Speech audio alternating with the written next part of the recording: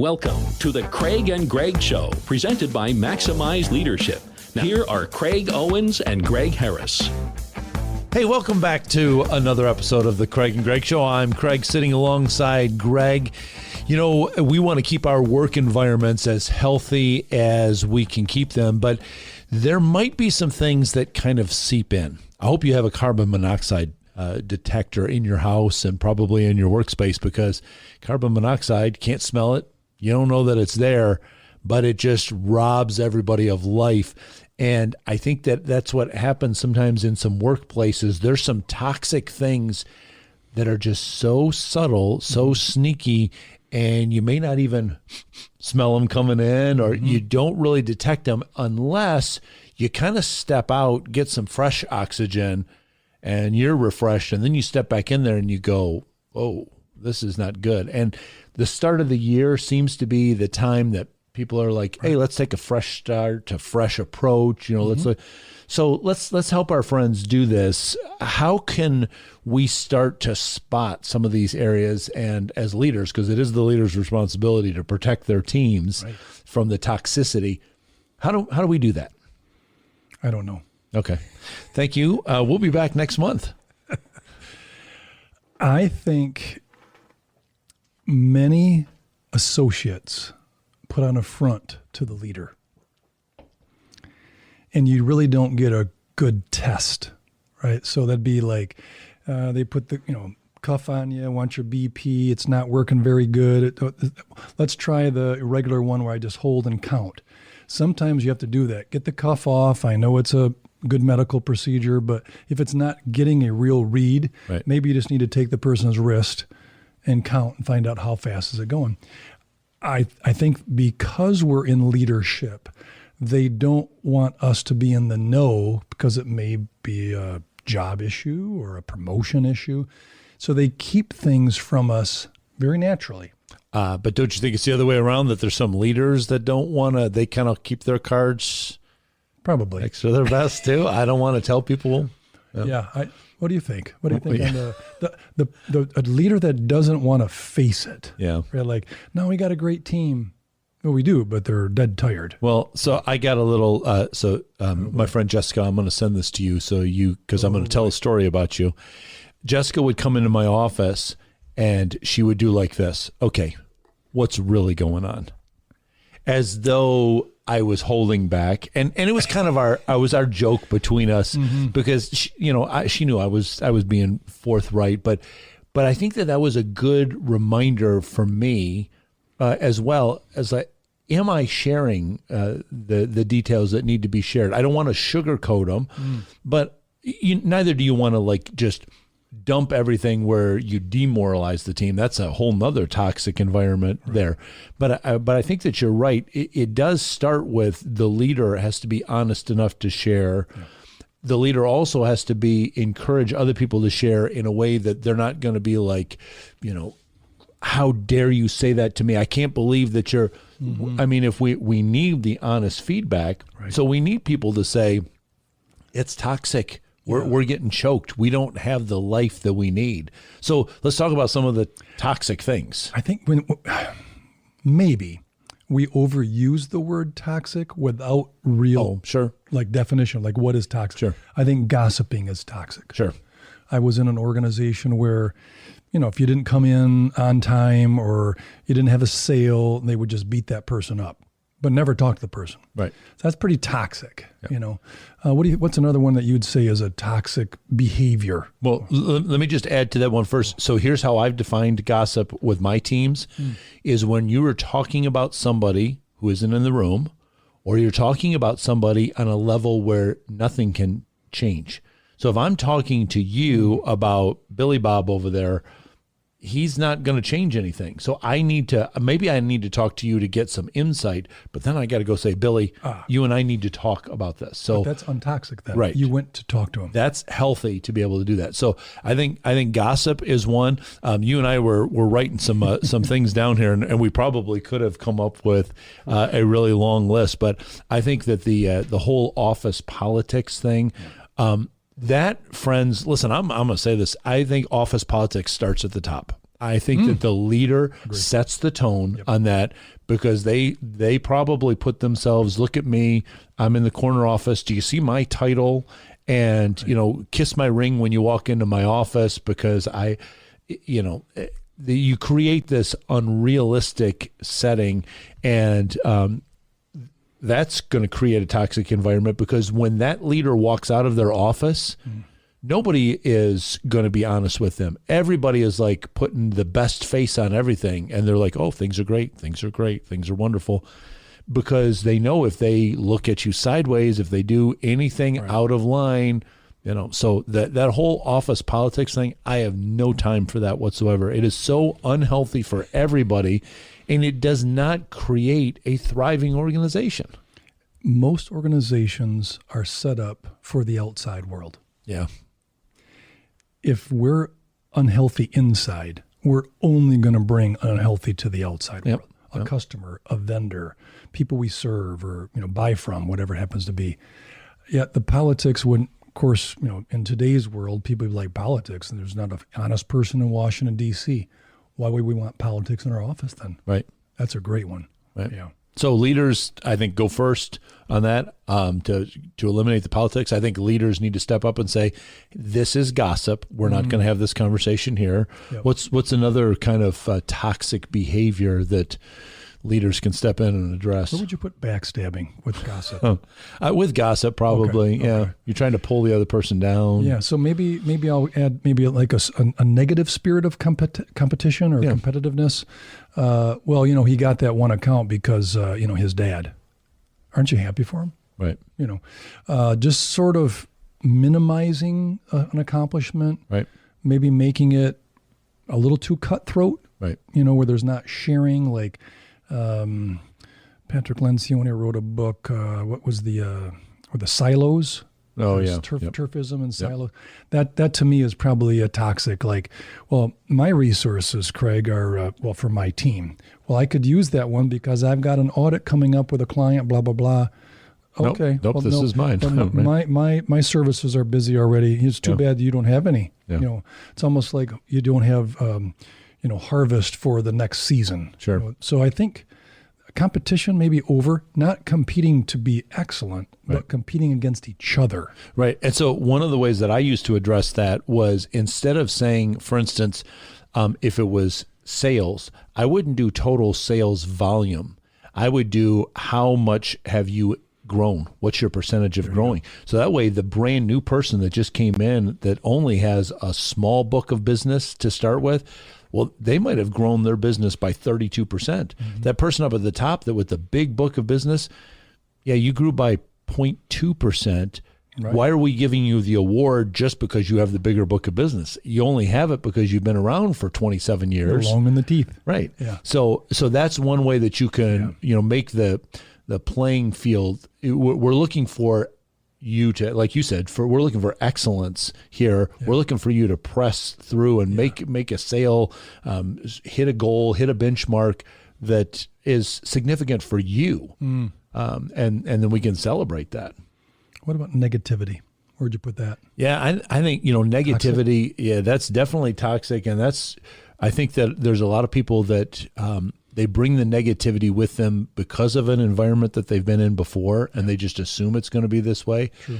And I've said to people, listen, that's not how we think around here. You're looking at this like it's doomsday, that the glass is less than half full. That's not how we think around here. We think that there's a lot of potential. There's a lot of resources. We can get in somewhere. In fact, I've had to do sometimes when I'm coaching with different organizations, when I'm like, okay, so, where do you guys want to go? What do you see?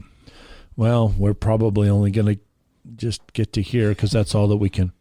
Okay, let's imagine that somebody just endowed you with $50 million to expand. Now, where do you want to go? Well, we could do this and this and this. Okay, that's the kind of dreaming that I want from you. That's the kind of outlook that I want. So I think that negativity, we need to squash that by saying, if we have a really good vision and if we're really excited about it, pretty sure the resources are going to follow. They will find their way in here. I think so. I think negativity is harder to beat than trying to push positivity. Because it's so easy to say, yeah, I don't think he's that nice of a guy. She really is, she's way over her head. I mean, just the cutting down, the negativity is so hard. Bureaucracy might be a smidgen different, in terms of toxicity versus politicians or being office politics.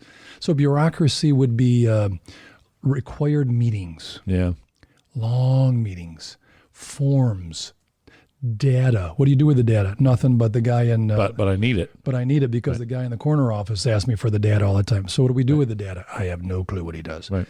I think bureaucracy can kind of take the fun out of it. Right. It's no fun. And you've got some examples of bureaucracy, whether it's church, school, business. It's amazing how much bureaucracy. There's so much. The other day there's a forum that I'm on online with other senior pastors, and one of the guys yesterday he poses this question. He goes, "Guys, I need some help. I can't get my board meetings under 4 hours." I'm like, 4 hours? I said, I'm like thinking all this stuff, like, are you only meeting once a year? So I'm like, while I'm still processing it, I'm looking at comments underneath, and people have already asked that question. Like, well, how often do you meet? Well, every month. 4 hours. Almost 50 hours. Are you kidding me? So I think that there was probably, I'm going to guess, without me ever stepping in that organization, there's a whole lot of bureaucracy there. Yeah. But I think it's, that really drains people when you're like, so, are you fulfilled? Are you doing your job? Nope, I'm filling out this form to turn this thing in because they need to know how many hours and how many, okay, well, that's, But I think the other thing that I would probably put under bureaucracy is the leaders like that typically don't have a very set, solid vision for the organization. That's good. So that's constantly changing. And people are like, what are we shooting at this over here? The target, yeah. We're going, wait a minute, I thought, weren't we doing this? Yeah, we're not doing that anymore. And probably because it's the latest book that the leader has read or the latest conference that they've gone to. Yeah. And they're like, oh, look what this guy did. And he was able to grow to $30 million. And then they come back, okay, guys, here's what we're doing now. And here's another form for you to fill out for us to get there. That kind of bureaucracy really drains the life out of an organization too. This isn't a word. Well, maybe it is. I don't know. So braggadocio. Oh, that's a word. Yeah, absolutely. It wasn't in Sound of Music movie, but braggadocio, I think, is so difficult to be around. Two things happen to the person.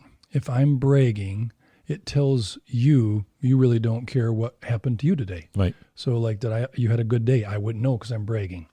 The other part is it's the one-upper story. Like, I got a better one than that. Yeah. It's such a braggadocio. Oh, you only did that?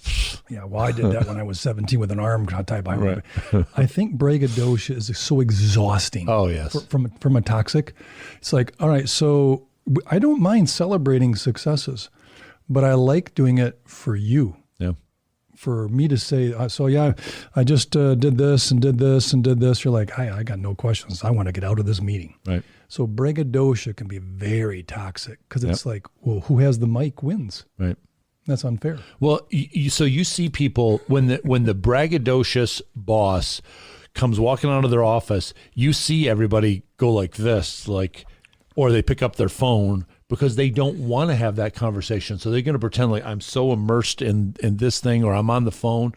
But I also see the other one, the boss that comes out to not brag on themselves, but to bash everybody else when they come out and they're like, I'm looking at this report, and they're like finding, and heads are going to roll. It's the same thing. You see the same people like, oh, heads down, I'm going to be like this, or I'm on my phone. So I don't want to have the conversation right here. So I hate to say it, but I mean, look at the faces of your people when you walk out in the office. Are they looking at you and they're looking for you to come? Or are they looking around trying to find something to do? That might be part of that carbon monoxide of toxicity you need to address. I think one thing to share with everybody, we're going to have some toxicity in any organization. Absolutely. Where we as leaders will shine is by addressing it. Yep. Right. So summer comes along, and ants come out of hibernation. They kind of make their way to the garage, and they find your trash can. If you don't deal with it, you're going to have a colony, right? Yep. That's kind of how this goes. Just one ant at a time finds the trash because it's fresh, smelling in the spring, whatever it is. I think as leaders, we have a really big opportunity to address it. Yes. But we have to start with ourselves. I worked with a guy that was the CFO of an organization that we are all owners of, and he was negative and kind of, I guess maybe the best word would put people down, like to put them in their place. Right. Well, you haven't been here as long as I have.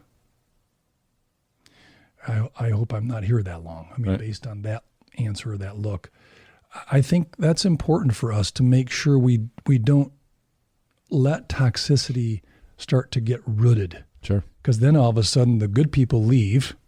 Right. And all we're left with is the people that enjoy toxic. Yep. And then that shows to the outside world, and you lose customers and your business value goes down. Yep. But I think that's kind of a leader is so important today. Yep. People are sensitive. People are trying. They're trying to find their way.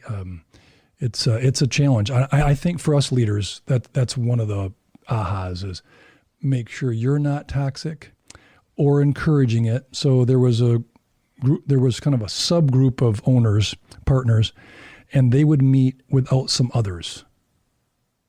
Sounds a little bit like our, government and our world with elites. Like who gave you? I can't use any input from you. I know all the answers already. Exactly. Right. So just like a subgroup got together, and so you're like, and so that subgroup, I can attest. We had over 100 employees. That subgroup, they figured out who it was, and they were avoided because they were toxic. Yep. There was like, what are they meeting about? I like, come on in the room. You can listen to us. I'm not saying anything negative or wrong. And if you're a part of it, then you'll hear right from me. There's no secret meetings, but I think, what would you call that? Maybe submersive leadership, Well, let's not talk to everybody. Let's only talk to the people we like. Right. So favoritism. Sure. Or a two-tiered system, These are the people that get the attention. These are the people that we just shun, And it takes oxygen out of the room. Yep. Well, in Shepherd Leadership, when I wrote that book, I was talking about there it is right there.